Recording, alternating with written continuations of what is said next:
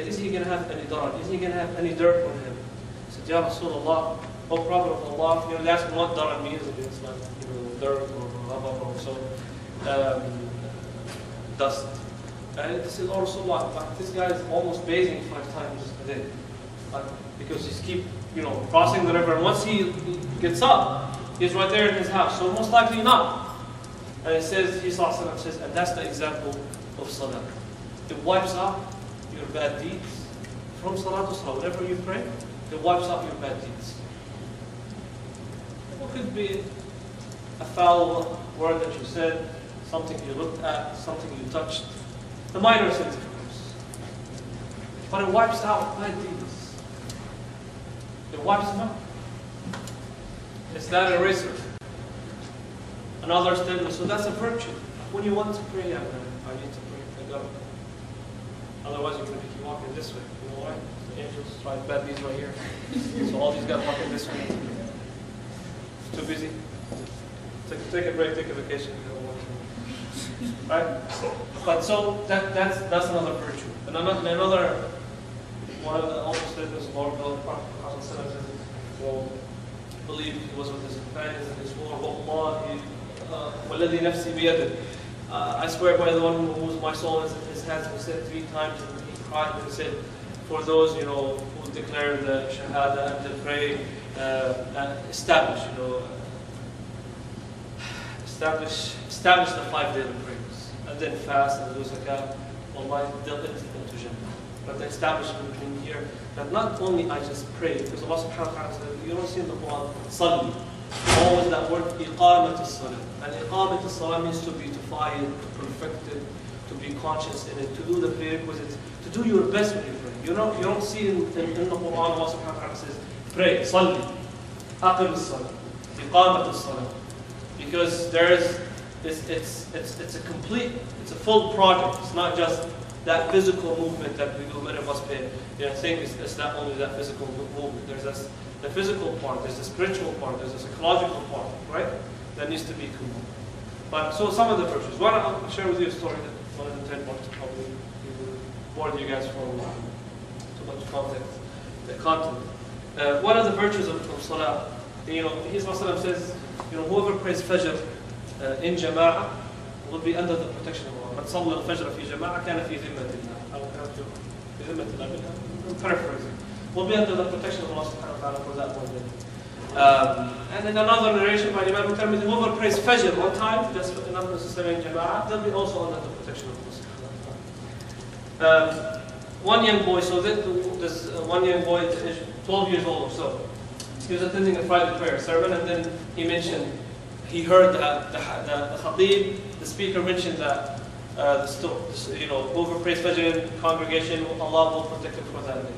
So he heard it, so he went to his dad. When he went, he was like, Dad, the Khatib said, whoever prays Fajr in congregation, he will be under the protection of Allah subhanahu wa ta'ala. Is that true? Then his father said, yes, it's an authentic narration, or Hadith Hasan. Yeah, it's a statement of our beloved Prophet. So he told him, okay, Dad, tomorrow do you pray? Yes, you pray. He's a practicing father. You pray, yes. When you pray in the masjid, yes. Okay, make sure that you wake me up. MashaAllah, like all of us, right? So make sure you wake me up. So you wake me up and take me to pray Fajr with you. So the father said, okay. He said, do you make promise? He said, yeah, I'll promise. I'll wake you up and we'll go pray Fajr in congregation. Next morning comes up, like many of our parents. The father gets up. He makes his wudu, he gets ready. And then he checks on his son. School day. So he sees him sleeping, deep sleep. He's like, stay comfortable, cozy in his bed. He has classes today, math, and all the very good stuff that you study. You guys, algebra. How do you understand algebra, man? Okay. But we're not even talking about calculus.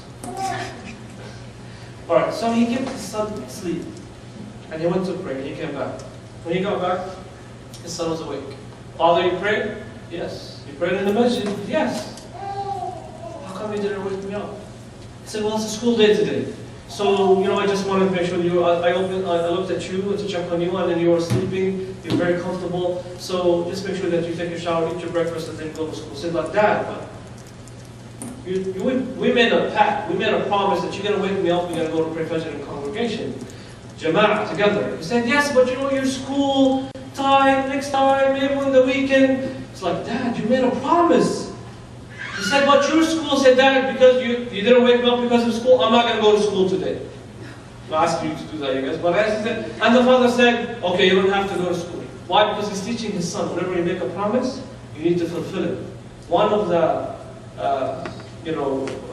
characteristics of a hypocrite is إِذَا وَعَدَ أَخْلَفَ. If they make a promise, they don't fulfill them. Or they do the opposite. So he told his son, yes, you're correct. I did not fulfill my promise, therefore you don't have to go to school. That's fine.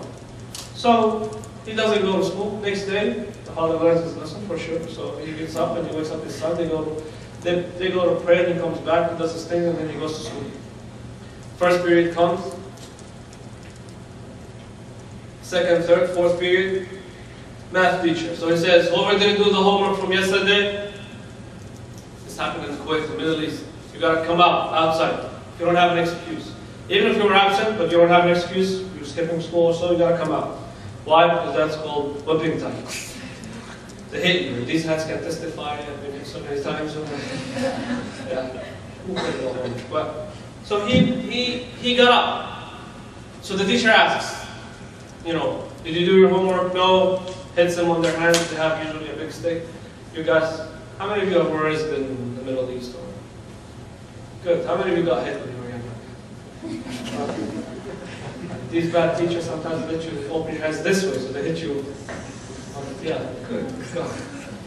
Yes. And they have some of these rulers with metal bars. Oh my gosh! 7 o'clock in the morning, not very fun.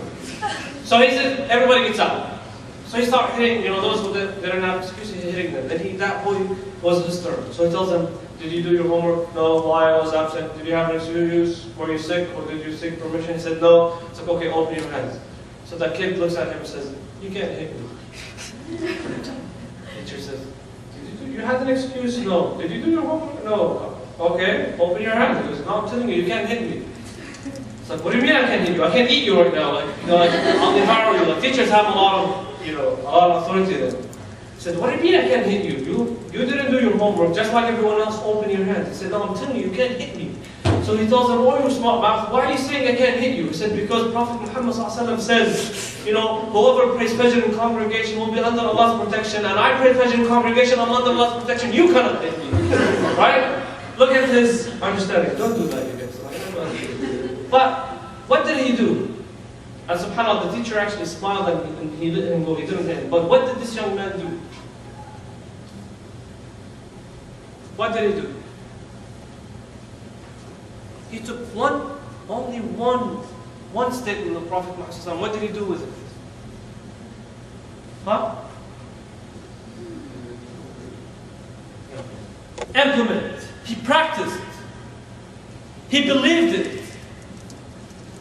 Not only is the Prophet said, but I believe what the Prophet said. So, and he practiced it. That means, yeah, I pray Fajr in congregation, I need to, I'll be under Allah's protection. So he made sure that he went to pray in congregation.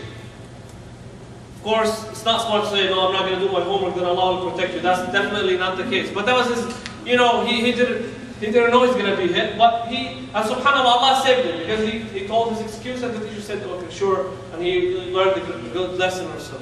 But it happens. Wallahi, one time I was supposed to do the prayer seminar in Fresno. I still remember. I had the van on forward. That means fixed on or found on the road there and stuff, right? So I had a van. I was driving. I was late going to Fresno. Prayed, I'm not sure if I prayed in the masjid or at home, but alhamdulillah, I prayed on time. And I was, speeding up when I catch because I have the seminars that are about to start at 10 and I'm late. So I'm rushing. And then, all of a sudden, a lady was driving the Beamer. She passed by me. I looked like, pressing in the accelerator. It's like, oh, it's not working. But she got a BMW, I got a big car. It's not working, right? She got a 65, 70 miles and she's going 90. And subhanAllah, within 2 minutes, as if Allah sent her, because I was speeding myself, but not by much. Not because I can, because the car doesn't move, right? But subhanAllah, she passed by me within 2 minutes. The police pulled her over.